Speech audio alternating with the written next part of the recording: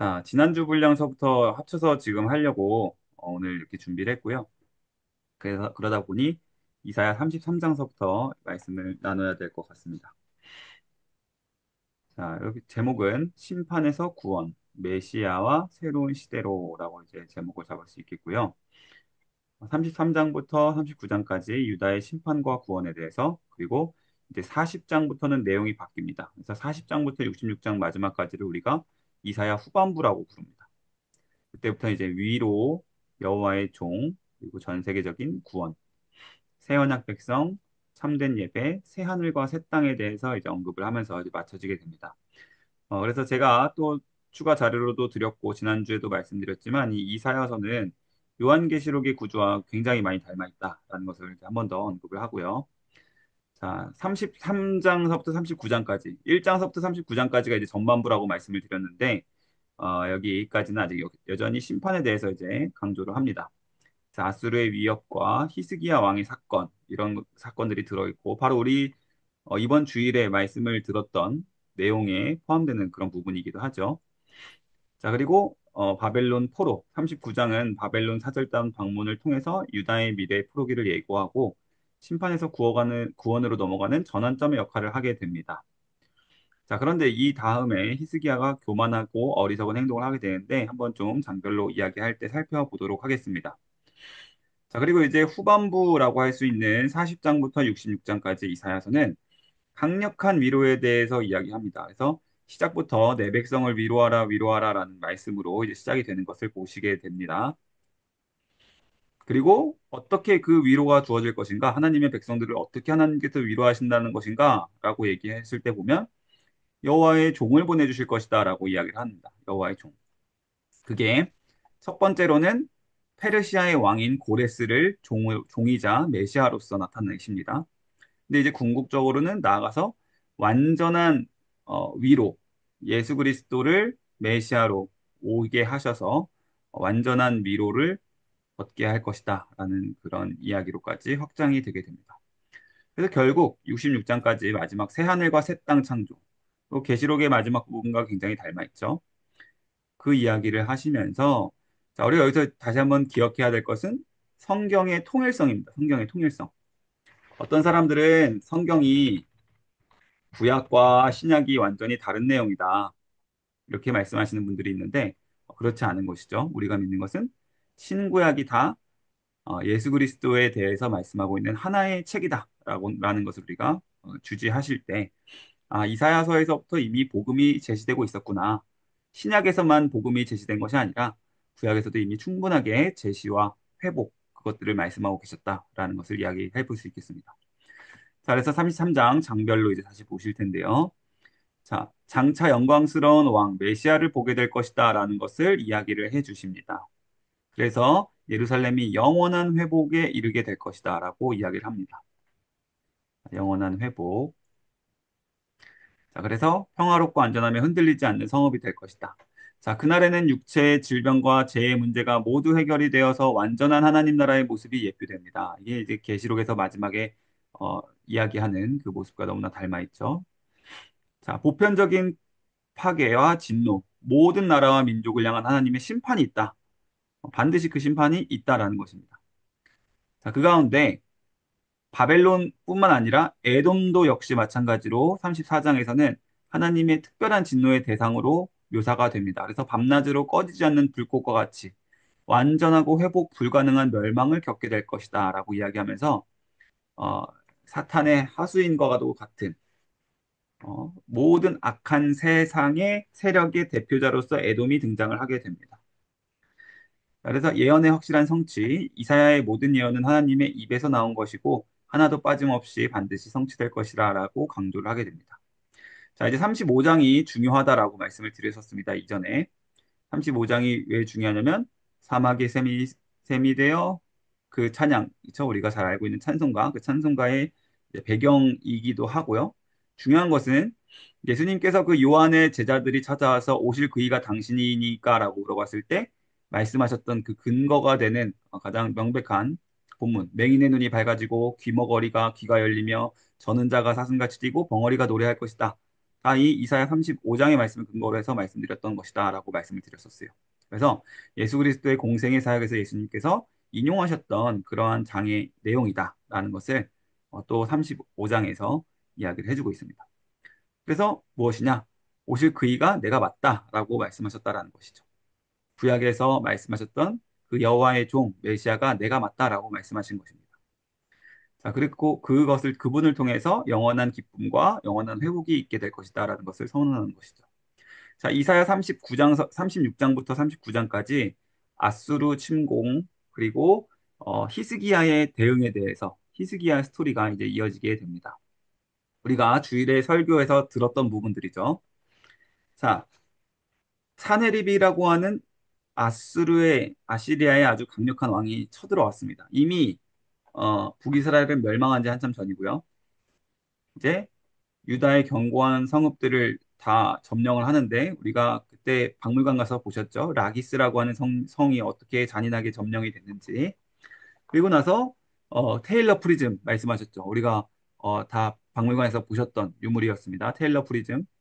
히스기야를 새장 속에 새처럼 가둬두었다. 근데 예루살렘을 멸망시켰다는 기록은 없었다. 그런 내용을 말씀드렸죠. 랍사게가 예루살렘을 포위하고 히스기야에게 엄청난 모욕적인 이야기를 막 퍼붓습니다. 그리고 하나님을 모독하는 말을 합니다. 자, 그때 이사야 37장 히스기야는 모든 것들을 다 하나님께 꺼내놓고 그 편지의 서문을 꺼내놓고 옷을 찢으면서 하나님께 간절하게 기도하는 장면. 그게 이번 주 주일 설교 내용과도 이제 동일한 부분이죠. 그래서 하나님께서 히스기야의 기도에 응답을 하셨고요. 그리고 아수르 왕이, 그러니까 사네립 왕이 본국에 가서 두 아들에 의해서 칼에 죽을 것을 예언하셨습니다. 실제로 그 두 아들에 의해서 신전에 들어갔다가 칼에 맞아서 죽게 되고 그 아들들 둘은 다 도망가게 되고 다른 아들이 이제 이어서 왕위를 이어받게 됩니다. 하나님의 직접적인 개입과 승리, 그래서 하룻밤 만에 18만 5천 명을 다 쳐 죽이신 사건이 이제 37장에도 기록이 되어 있습니다. 38장 히스기야의 죽을 병과 생명 연장. 자, 이후에 이 승리가 있던 그 후에 갑자기 히스기야 왕이 죽을 병에 걸리게 됩니다. 근데 하나님께 히스기야가 간구해요. 하나님 앞에서 제가 너무나 진실함과 전심으로 행했던 것을 기억해 달라고 간구합니다. 오늘 이번 주 주일 첫 번째 대지가 진심에는 진심으로 이거였잖아요. 진짜 히스기야가 진심으로 하나님을 대했던 것, 그것을 언급하면서 기억해 달라고 살려 달라고 간구를 하는 거예요. 그러니까 하나님께서 이사야 선지자가 궁전을 벗어나기도 전에 응답을 하셨다. 히스기야의 그 진심을 다한 그 기도를 하나님께서 기뻐 받으시고 15년의 생명을 연장해 주시고 이 아하스 왕이 만들었던 그 해시계의 그 그림자가 10도 뒤로 물러가는 그런 징조를 주셨다라는 것이죠. 그리고 히스기야가 감사해서 하나님께 찬양하고 고백을 하게 되는데요. 자, 39장에는 히스기야의 어리석음이 등장을 합니다. 자, 히스기야의 병이 나았다라는 것으로 이제 바벨론 왕이 사절단을 보냈는데요. 히스기야가 여기서 자신들의 강함, 또 하나님의 기적적인 그 구원을 경험하고도 자기 자신의 어떤 그 힘과 능력을 과시하고 싶었던 거예요. 그래서 성전의 수많은 보물과 군사력들을 보여주면서 교만에 빠지는 그런 모습을 보이게 됩니다. 그래서 이사야가 히스기야의 이런 잘못된 행동들을 지적을 하면서 이제 자손들이 바벨론으로 사로잡혀 환관이 될 것이다라는 바벨론 포로기를 직접적으로 명확하게 예언하는 결과가 됩니다.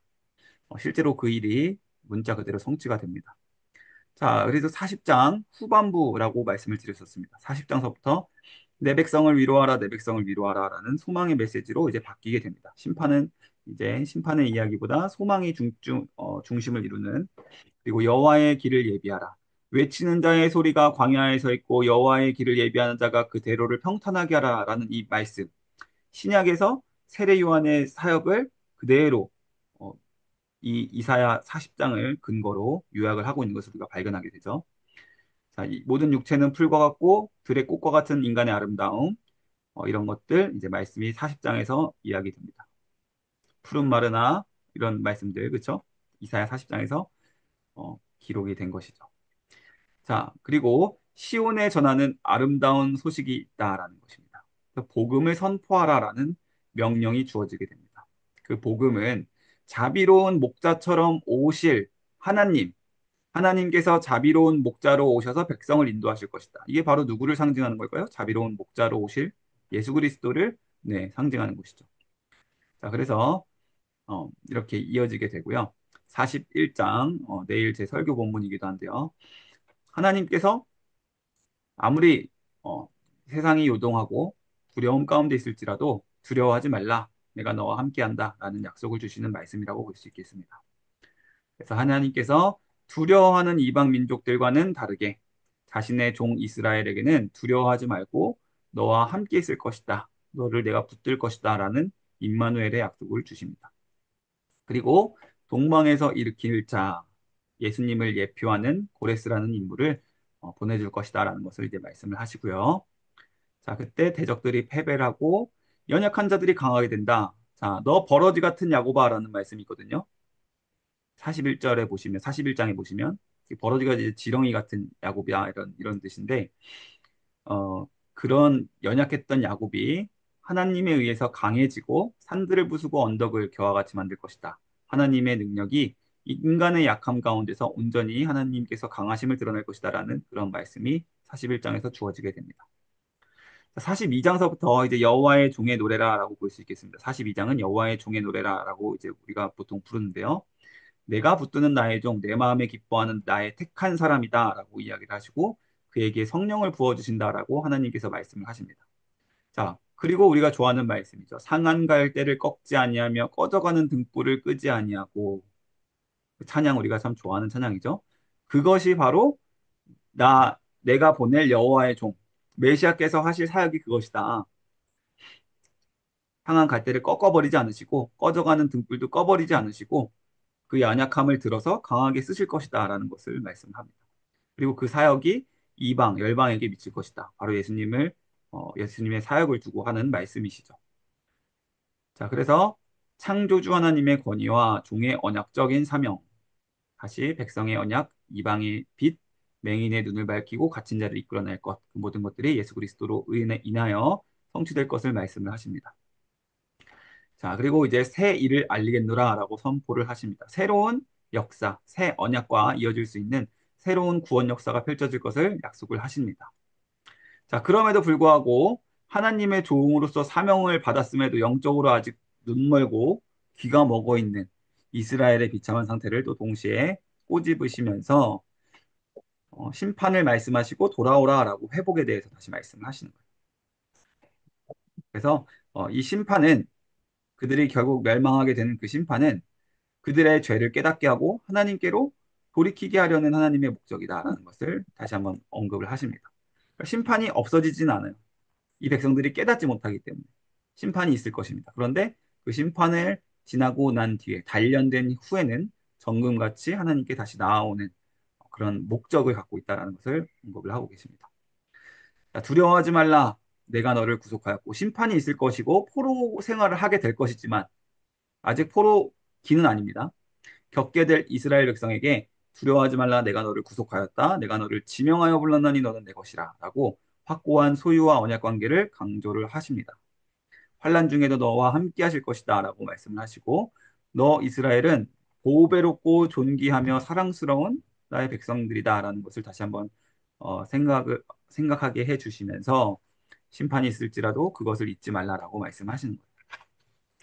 자, 43장 바벨론 심판과 새로운 구원. 자, 그리고 새 일, 바벨론에서로부터 하나님께서 구원해 내실 그 일을 행하시겠다라고 말씀을 하시고요. 그 모든 새 일, 구원해 내시는 일의 목적은 하나님의 영광과 하나님의 이름을 위한 것이다라고 이야기를 하십니다. 그래서 하나님의 자비로우심과 하나님의 은혜를 높이기 위해 이 백성들의 죄와 허물을 지우고 죄를 기억하지 않으시겠다라고 선포를 하십니다. 그래서 이사야에서 반복되는 내용이 아직 노역이 시작이 되지도 않았음에도 불구하고 이제 노역의 때가 끝났다라는 것을 미리 막 선포를 하고 계시거든요. 정해진 시간이 되면 하나님께서 은혜를 베푸시고 백성들을 회복시킬 것이다 약속을 하시는 것입니다. 자, 그래서 당신의 종이자 택한 자로 부르시며 이스라엘 백성들을 칭하고 계신 것, 그리고 이스라엘 자손들에게 당신의 영을 부어주실 것이다. 이 말씀 모두 신약에서 그대로 성취가 되는 것이죠. 그리고 나는 처음이요 나는 마지막이라 나 외에 다른 신이 없느니라 라는 이 말씀 계시록에서 똑같이 봤던 말씀이죠. 나는 알파요 오메가요 라고 하셨던 그 말씀 네, 동일하게 지금 완전히 평행하고 있는 모습을 보시게 됩니다. 44장의 내용입니다. 백성의 증인 사명.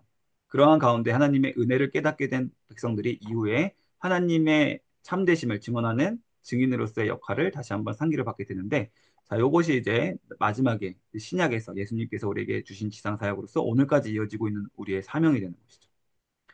자, 우상들은 허무하고 무능하다라는 것을 다시 한번 말씀을 하시고, 우상 숭배는 하나님을 제대로 바라보지 못하게 하는 미혹이다라는 것을 말씀을 하시고, 그럼에도 불구하고 내가 너희를 구속하고 용서할 것이다.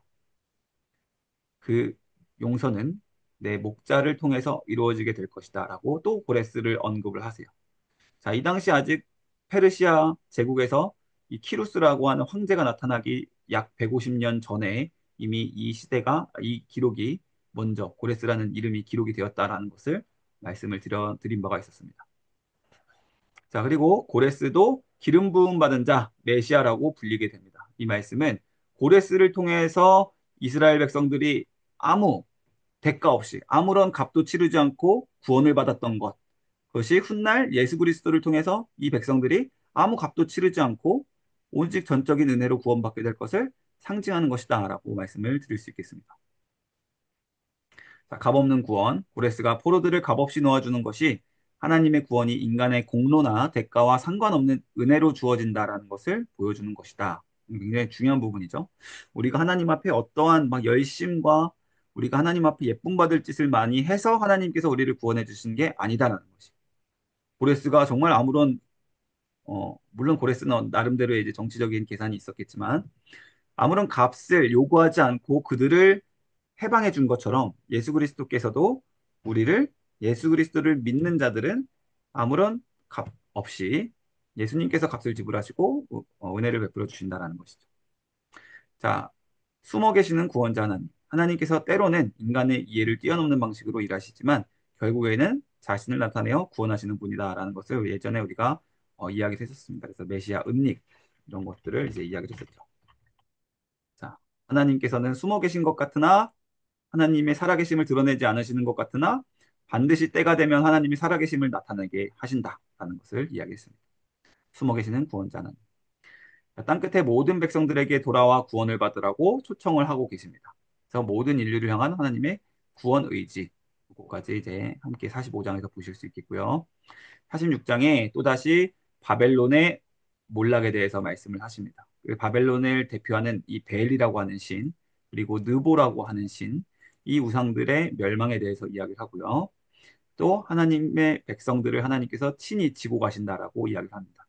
이 우상들은 백성들에게 짐이 되지만 도리어 하나님께서는 오히려 백성들의 짐이 되시는 것이 아니라 백성들을 친히 업어 가시는 분, 안고 가시는 분, 지어가고 구원하시는 분이시다라는 것을 이제 대조적으로 설명을 합니다.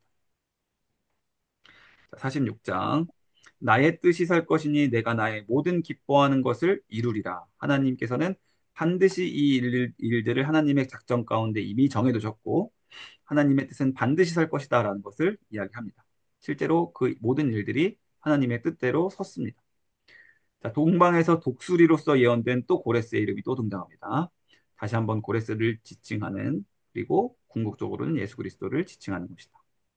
자, 47장 바벨론. 바벨론을 처녀 성으로 묘사를 합니다.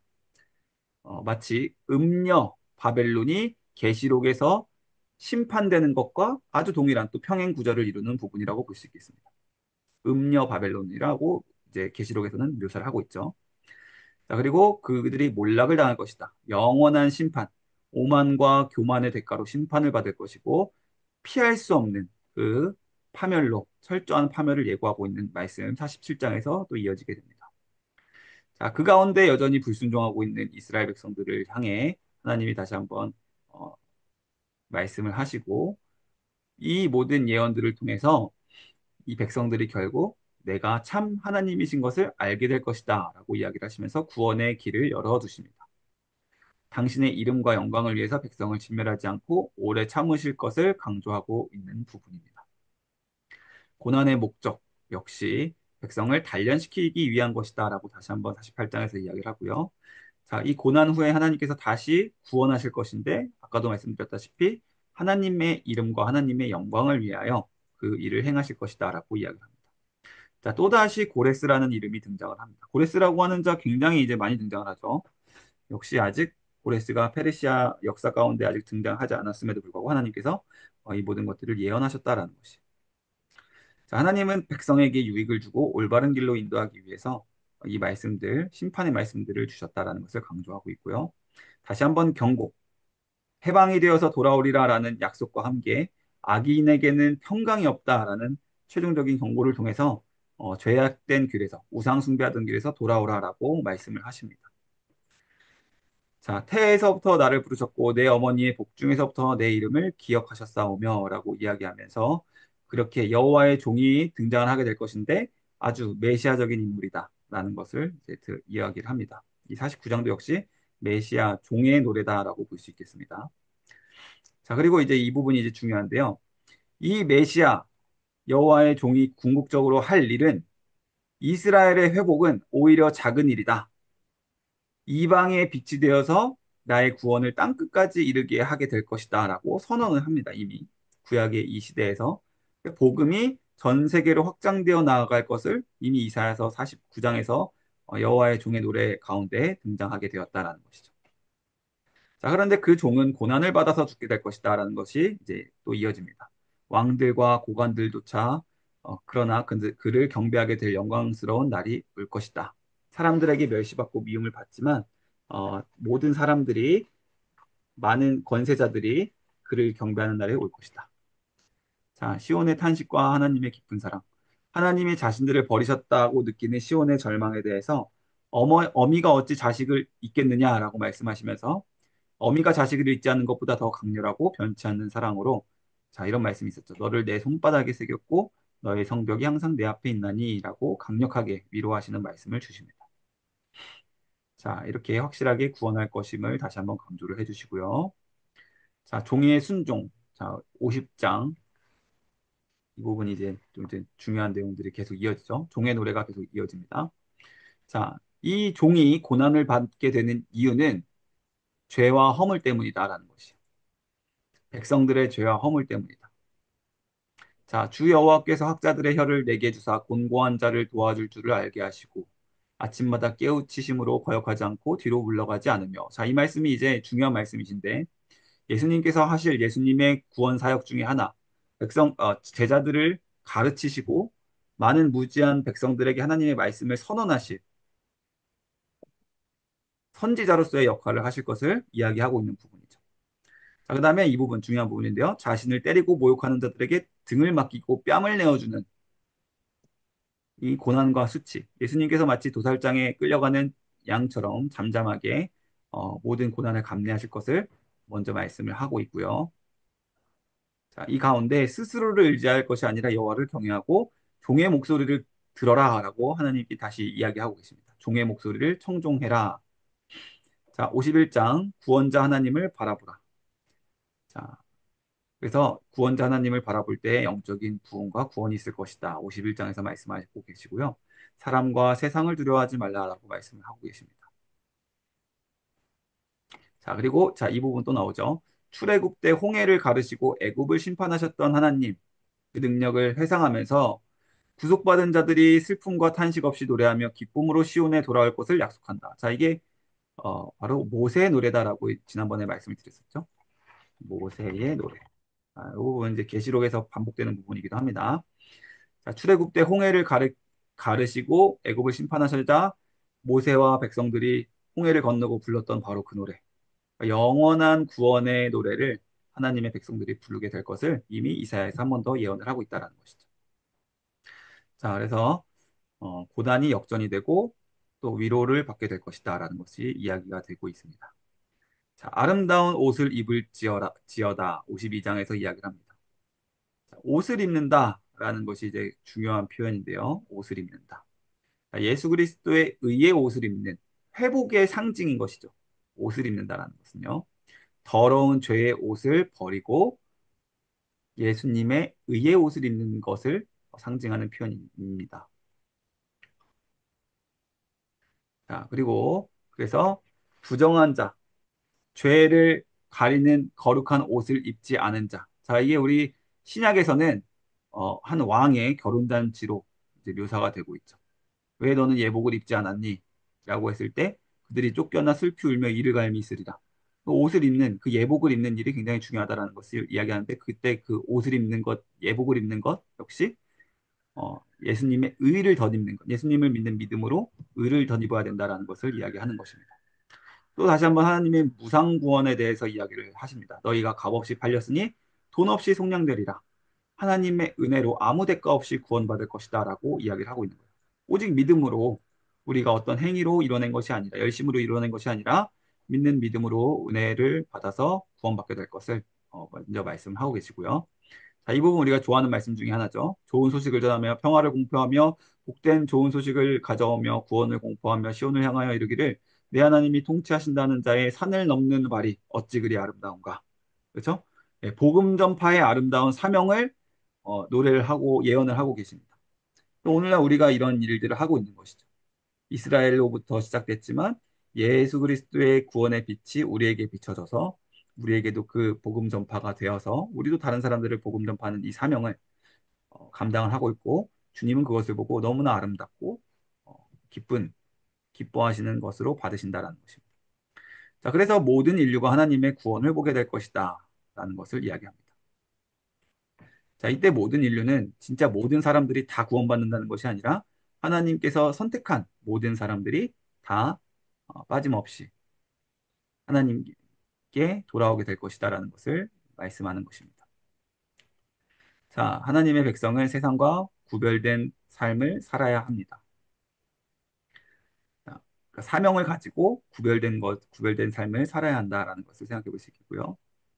자, 여호와의 종의 노래 계속해서 이제 나타나는데요. 그의 모양이 타인보다 상했고 그의 모습이 사람보다 상했다.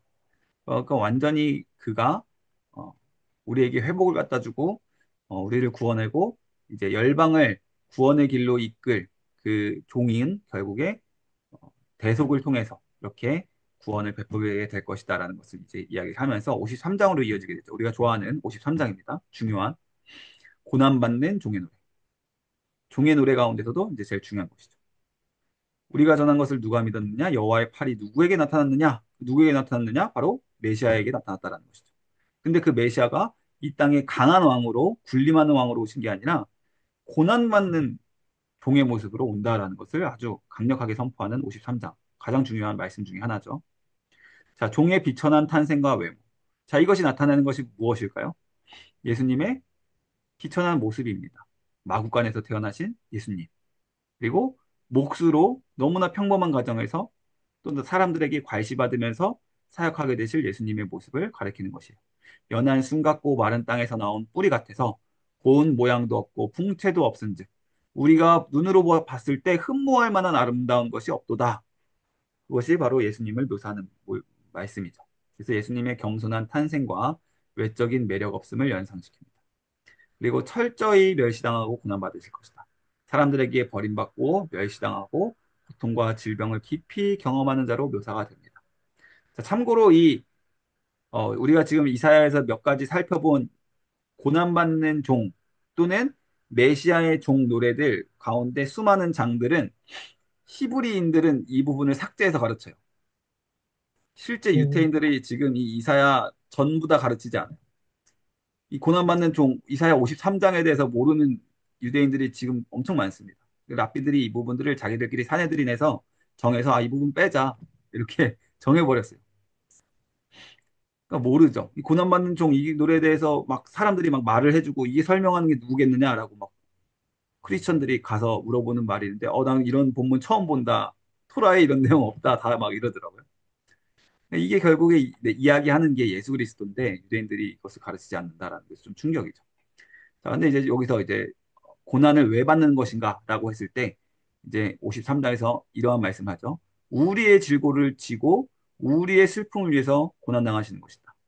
그래서 우리의 죄를 위한 대속적인 고난이다. 대속이란 것은 대신 속죄해 준다라는 것이죠. 우리의 허물 때문에 그가 찔리는 것이고 우리의 죄악 때문에 그가 상하는 것이고 우리는 그분의 징계를 통해서 평화를 누리게 되고 그분이 채찍에 맞았기 때문에 우리가 나음을 받는다. 그러니까 우리가 원래 이 감당했었어야 될 그 값을 대신 다 치러주시는 그분, 고난당하실 종에 대해서 계속 이야기를 하고 있는 거예요. 자, 그것이 바로 예수 그리스도께서 이 땅에 오셔서 하실 일이었다. 도수장으로 끌려가는 어린 양과 털 깎는 자 앞에 잠잠한 양같이 이 말씀 역시 하나님께서 하나님께 등을 내어주고 반대쪽 뺨을 내어주시는 아까 우리가 52장에서 봤었던 그 내용 동일한 내용이죠. 그리고 이 말씀도 이제 실제로 성취가 되죠. 무덤이 악인들과 함께 있었다. 좌우에 강도들과 함께 십자가에서 매달려 죽으실 것을 상징하고 예언한 노래예요. 실제로 악인들과 함께 매달려서 죽으시죠. 그리고 그가 죽은 후에 부자와 함께 있었다. 예수님께서 죽으신 후에 이 아리마대 요셉이라고 하는 사람의 무덤에 예수님께서 들어가셔서 시신이 3일간 거기서 보관이 됐었죠. 그 아리마대 요셉이 굉장한 부자였거든요. 그래서 이 그가 죽은 후에 부자와 함께 있었도다. 이 모든 말씀 예언들이 진짜 실제로 성취가 됐던 것을 될 것을 53장에서 얘기했던 것입니다. 자, 그리고 속건제물과 영광. 이 속건제물이라는 표현이 53장에 있는데 이 부분이 좀 중요하죠. 속건제물에서 이제 레위기에서 속건제물을 언제 드리냐면 하나님의 영광과 또 하나님의 성물에 어떤 해를 끼쳤을 때 드리는 제사였어요. 그래서 그것이 회복되기 위해서 드리는 제사가 속건제였습니다. 그러니까 속죄제는 죄를 용서함을 바라해서 드리는 제사였다면 속건제는 하나님께 입힌 어떤 손해, 하나님의 성소에 입힌 손해를 회복시키고자 드렸던 제사가 속건제거든요. 회복을 위한 제사예요. 근데 예수님께서 이렇게 고난을 받으시고 죽으실 것을 속건제물이다라고 이야기했다라는 것은 완전한 대속. 예수님께서 우리의 모든 죄를 회복시키실 것을 상징하는 그런 표현인 것이에요. 그래서 이사야 53장이 아주 중요한 것이죠. 예수님이 우리의 모든 잘못된 것들, 하나님의 영광을 가리고 우리의 죄로 인해 하나님으로서 멀어졌던 그 모든 것들을 회복하실 속건제물이자 그 속건제물 중 하나인 양으로 오신다. 죽임당하실 양으로 오신다라는 것을 이제 아주 명확하게 이야기를 해주는 것이죠. 그래서 칭의, 우리가 믿으면 의롭다함을 받잖아요.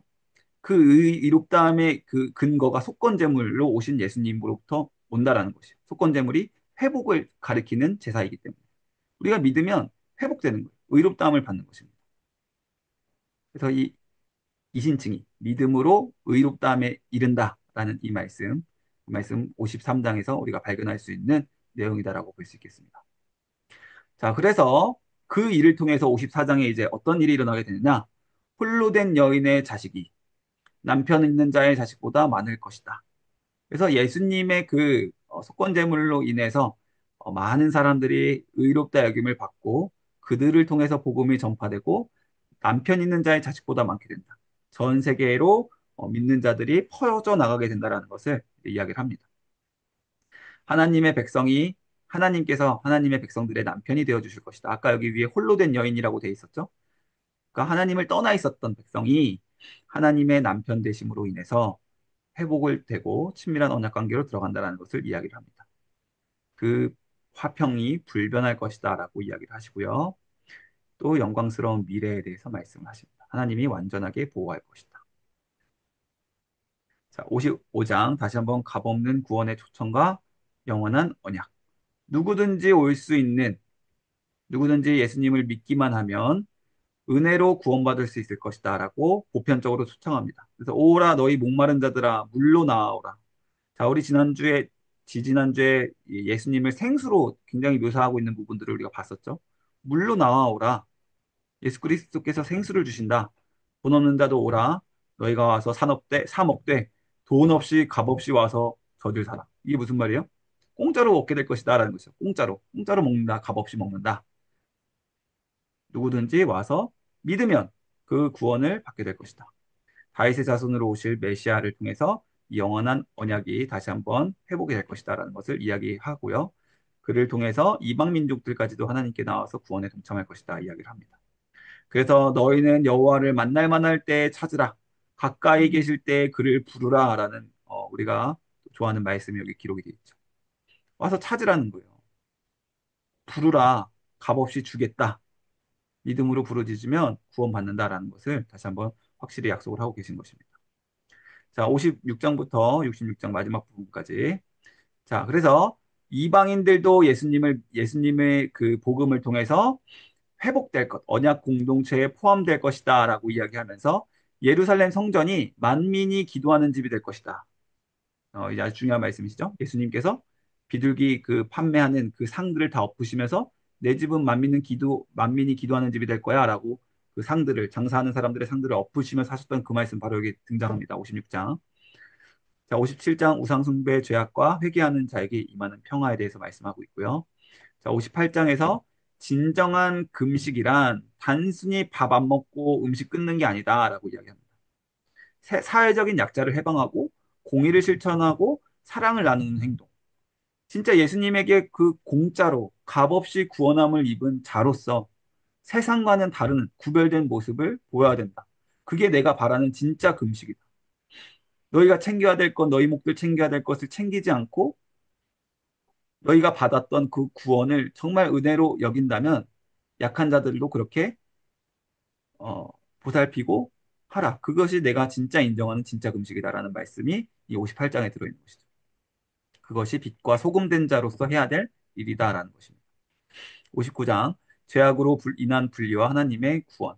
죄악으로 분리되어 있지만 하나님께서 구원자로 나시셔서 메시아와 성령의 언약을 통해서 회복시키실 것이다.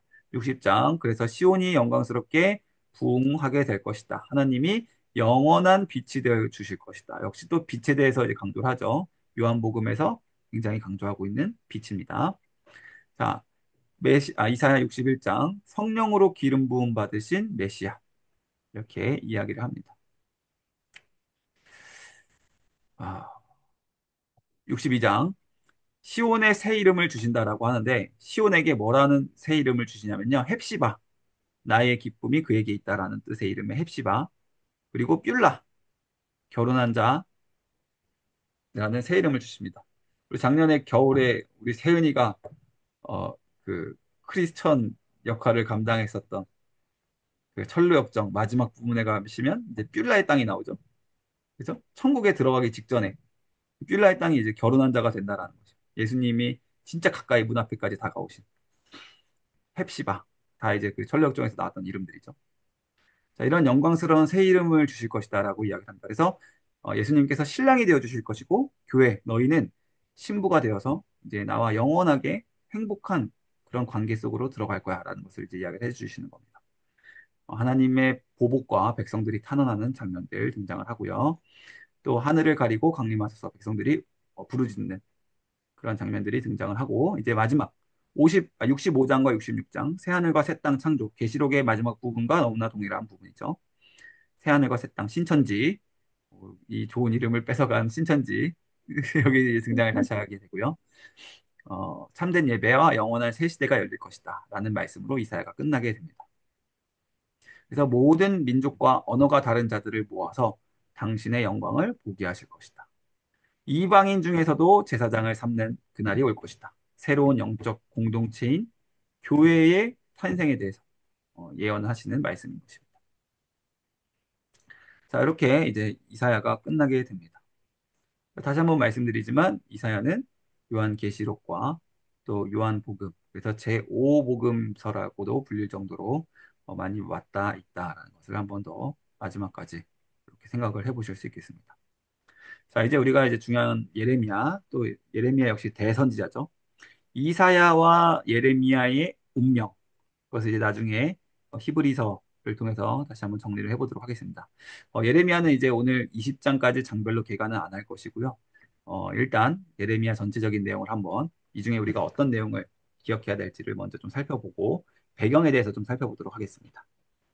선지자, 예레미야 선지자와 그의 활동 시대. 예레미야는 요시야 왕 제위 13년에 부르심을 받았고요.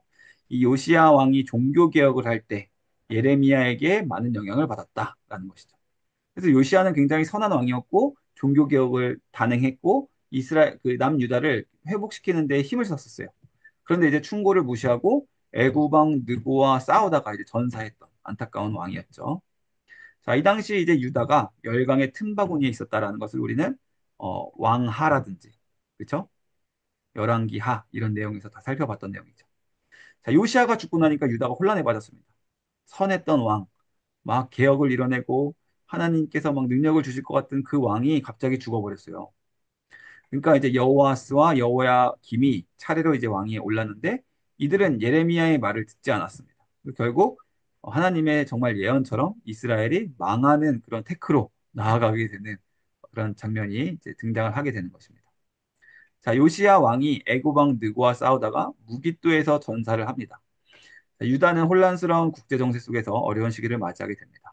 주변 열방들의 틈바구니에 끼어 있었습니다. 특히 아수르. 이 당시 이제 요시아 왕 당시의 아수르는 이제 점점 쇠락해지고 있는 시기였고요. 신흥 강대국인 바벨론. 자, 그리고 아수르와 동맹하여서 애굽이 바벨론을 대적을 하게 됩니다. 자, 근데 이제 어떻게 되냐? 이 뒷부분에 이제 좀 더 자세히 이야기해 볼게요. 요시아가 죽고 나서 여호아스가 왕위에 올랐는데요. 3개월 만에 애굽 왕 느고에게 폐위가 됩니다. 이 당시만 해도 아직 애굽이 힘이 셌기 때문에 유다에 간섭을 했던 시기였어요. 그리고 애굽으로 잡혀갑니다. 누가요? 여호아스가요. 그리고 나서 남은 자리에 여호아스의 형인 엘리야김 또는 여호야김으로 이제 개명이 됐었죠. 애굽에 의해서 왕위에 올랐고 친애굽파로서 굉장히 친애굽적인 정책을 폈었다. 제가 저희 우리 열왕기하에서 살펴봤었던 내용이죠. 자, 그런데도 예레미야는 계속해서 백성들에게 말씀을 전하고 유다가 나아갈 길을 제시를 했는데 왕들이 말을 듣지 않았어요. 지금 당장 애굽이 강해 보였기 때문에 애굽의 도움을 요청하고 애굽 밑으로 잘 숨어 들어가는 것이 살 길이라고 판단했던 것이에요. 자, 근데 이제 중요한 것은 아수르의 니느웨가 함락이 됩니다. 자, 이제 갈그미스 대전, 갈그미스 전투라고 하는 이제 세계사에서 고대사의 흐름을 바꿨다라고 하는 아주 유명한 전쟁이 이루어지는데 워털루 전쟁 유명하죠. 프랑스 나폴레옹이 이제 멸망하게 된 전쟁. 또 고대사에서는 갈그미스 전쟁. 또 그 그리스와 로마의 전쟁, 포에니 전쟁 이런 전쟁들 유명한 세계사의 전쟁들 중에 하나래요. 이 갈그미스 전투가 애굽이 대패를 하게 돼요. 애굽이 그렇게 강해서 바벨론을 경계할 수 있는 유일한 세력이었는데 바벨론에 여기 대패를 하게 됩니다. 그래서 바벨론이 결국 세계 최강 대국이 돼서 이제 느부갓네살 왕이 이제 유다에서 모든 애굽파들을 몰아내고 유다를 직접적으로 이제 함락을 시키는 데까지 나아가게 된 결정적인 전투가 이 갈그미스 전투였습니다. 그래서 이제는 애굽이 아닌 바벨론의 영향권 아래 놓이게 되었고 바벨론에 의해서 멸망당하게 되는 그러한 흐름으로 이어지게 됩니다. 자, 그 당시 이제 남은 마지막 왕들 여호야김은 아까 말씀드렸었죠. 자, 친 바벨론 파. 그러니까 바벨론에 반역했죠. 공격받아서 사망했고요.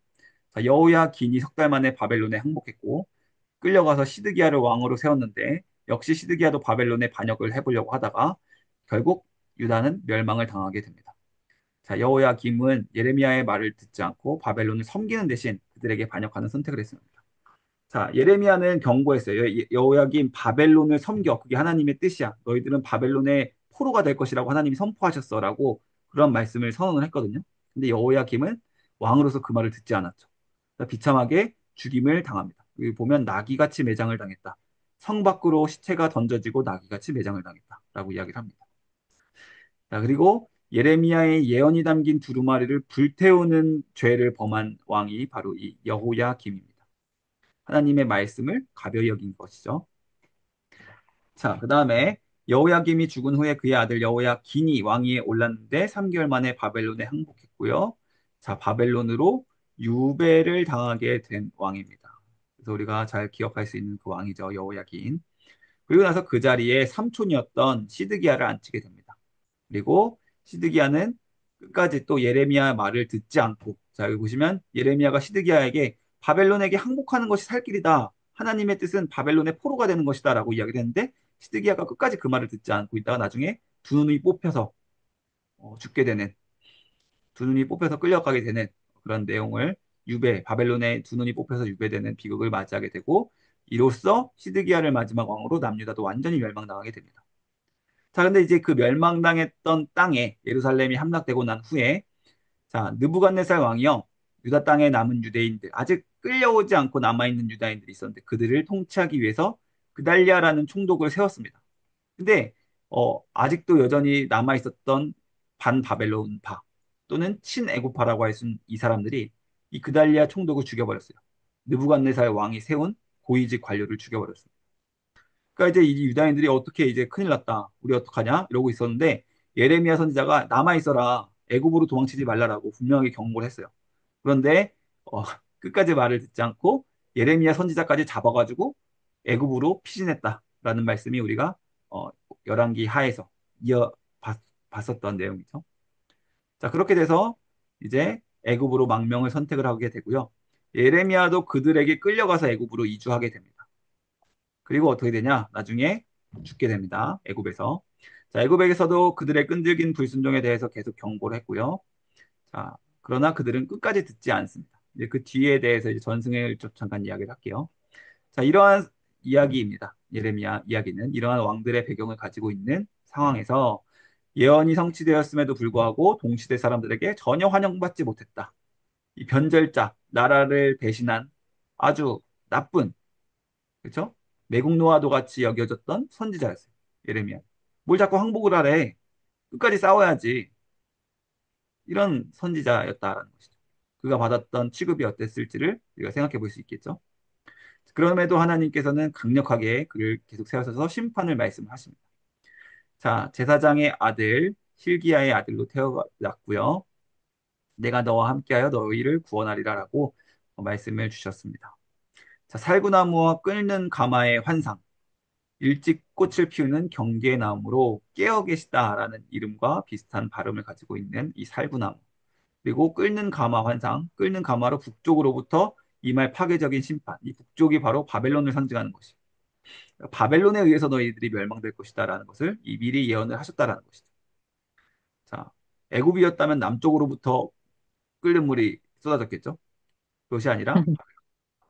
백성들의 불신. 그런데 예레미야의 말을 믿지 않고요. 계속 반대했습니다. 자, 회개의 촉구, 황폐한 삶을 상징하는 그러한 상징 행위들이 많이 등장해요. 상징 행위. 예레미야서를 읽을 때 우리가 기억하셔야 될 것이 바로 이 상징 행위들입니다. 하나님이 특별히 예레미야에게 이 상징 행위들을 많이 하게 하시는데요. 결혼하지 말라. 황폐하게 될 이스라엘 백성들을 생각하면서 예레미야 너도 결혼하지 마라고 하나님이 명령을 주십니다. 자, 영적인 간음을 행한 하나님의 신부 유다를 말하는 거죠. 북이스라엘이 심판당하는 것을 보고도 돌이키지 않은 그런 모습들을 하나님께서 꼬집으시고요. 회개를 계속해서 촉구를 하십니다. 그러나 백성들은 끝까지 회개하지 않습니다. 자, 사악으로 인해서 북쪽에서부터 또다시 이야기를 하고 있죠. 재난이 올 것이다. 바벨론에 의한 멸망을 계속해서 이야기하고 있는 것입니다. 그때 거짓 선지자들이 평강이 있을 것이다. 평화가 있을 것이다. 우리 회복될 것이다. 계속 거짓 희망을 준다라는 것을 이야기하고 있고요. 성전에서 설교. 그래서 예레미야서의 구조를 보면 뭐 제몇 설교, 제몇 설교, 제몇 설교. 사람들이 모인 성전에서 계속 그렇게 성전에서 설교를 합니다. 그러니까 설교 형식이에요. 예레미야서는.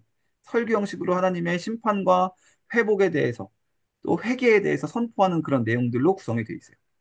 사랑과 희생 제목, 희생 제물보다 율법을 준수하고 진짜 하나님을 사랑하는 것이 중요하다라는 것을 이야기를 하고요. 우상들이 무력하다라는 것을 이야기하는데 백성들이 듣질 않죠. 자, 살인 음모. 자, 예레미야의 고향 사람이 그를 죽이려는 음모를 꾸미는 내용들이 등장을 합니다. 11장에 등장하는 내용이고요. 자, 심판의 종소리.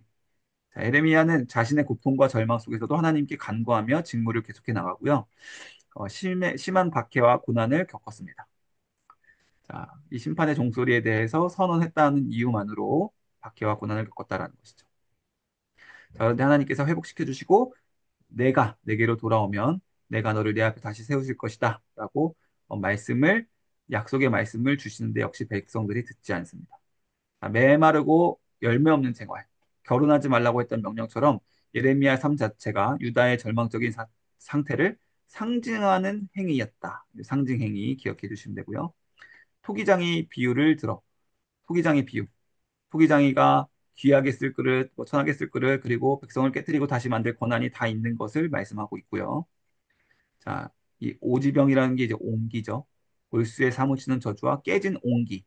예레미는 자신의 고통을 하나님께 호소하면서 깨어진 옹기는 하나님의 주권과 임박한 심판, 마치 옹기처럼 백성들이 깨지게 될 것을 상징하고 있다는 것이죠. 반역으로 몰린 예레미야의 예언, 아까도 말씀드렸지만 환영받지 못한 선지자였다라는 것이죠.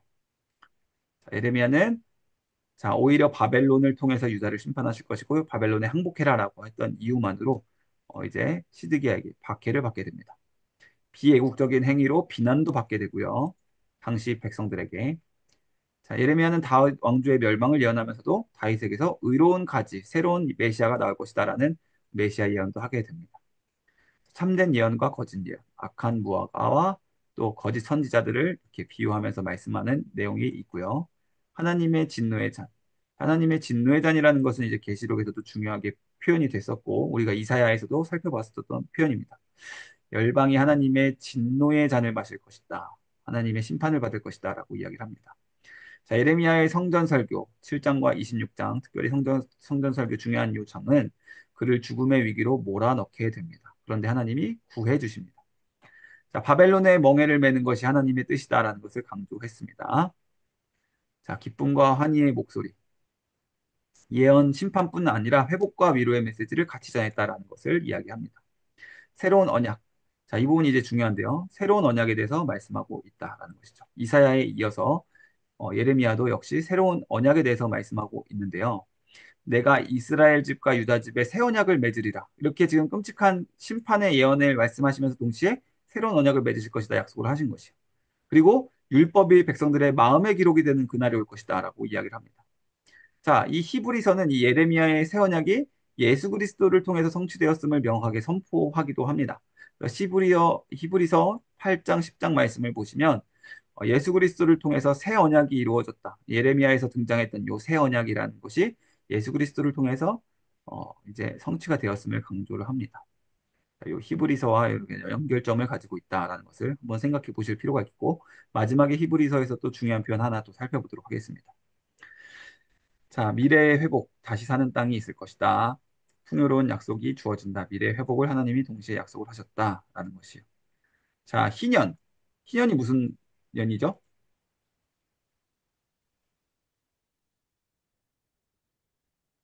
희년이 50년마다 찾아오는 년이었죠. 안식년이 7번 되는 해. 그때 모든 재산과 저당 잡힌 것들 다 풀어주고 다 원상복구시켜주는 그런 기쁨이 넘치는 해였습니다. 그래서 유다 백성들이 바빌론이 위협할 시에 노예를 해방했었던 그 이야기가 이제 등장을 하게 되는데 시간이 지나자 다시 노예로 삼았던 아주 치사하고 치졸한 모습을 보였습니다. 그러니까 바벨론이 살짝 물러나니까 하나님은 이 배신에 대해서 심판을 선언하셨다라는 것이죠. 희년의 정신을 지키지 않은 백성들. 자, 레갑 족속이 조상의 명령에 충실했던 것과 대조적으로 유다 백성들이 하나님의 명령에 불순종했다라는 것을 이야기하면서 그들의 불신실함을 부각을 하게 됩니다.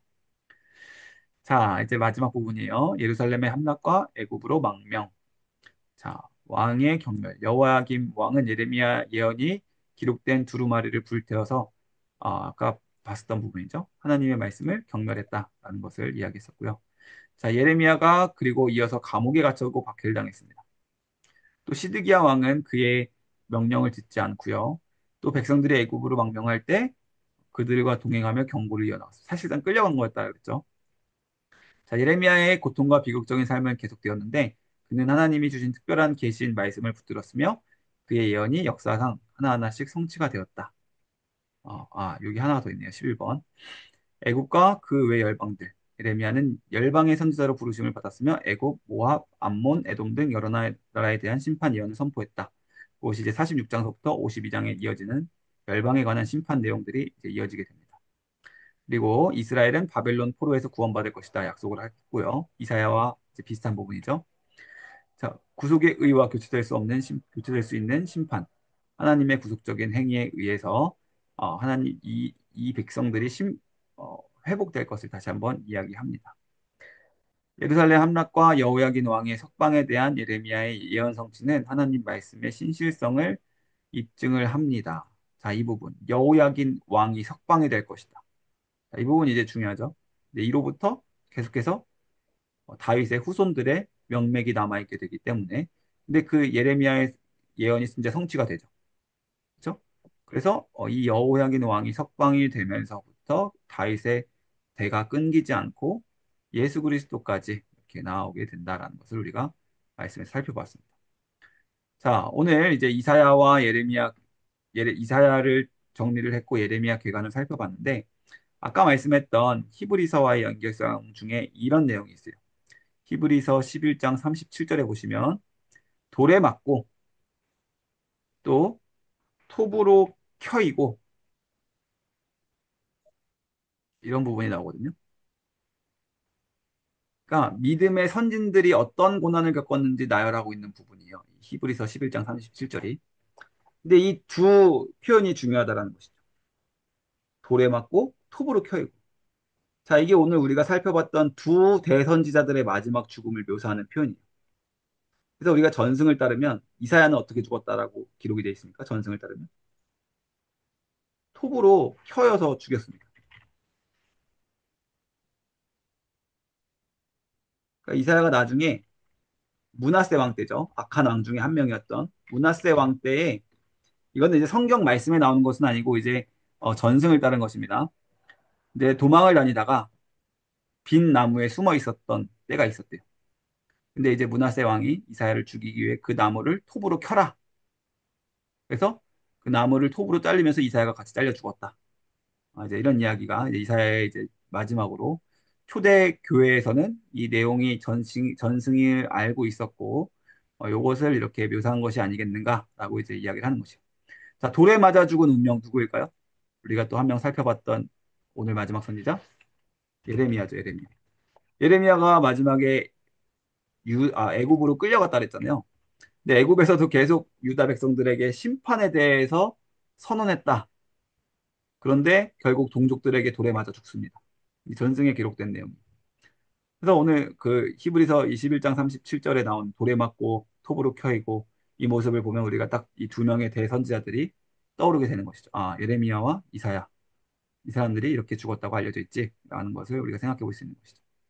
그래서 오늘 저는 이 부분을 보면서 생각해 본 부분이 지난주 이제 중고등부 말씀이기도 했는데 때를 얻든지 얻지 못하든지 하나님의 말씀을 따라서 말씀을 선포하는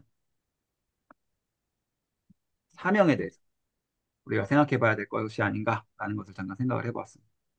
그 가운데 핍박이 있을 수 있고 어려움이 있을 수 있고 고난이 있을 수 있겠지만 우리는 때를 얻지 못하든지 하나님의 말씀을 선포하는 그런 사명을 가진 사람들이다라는 것이죠.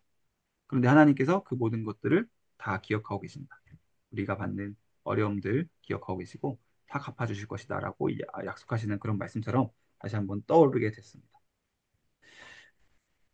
자, 이렇게 두 대선지자들에 대해서 이야기를 마쳤습니다. 혹시 질문이 있으시면 말씀 부탁드릴게요.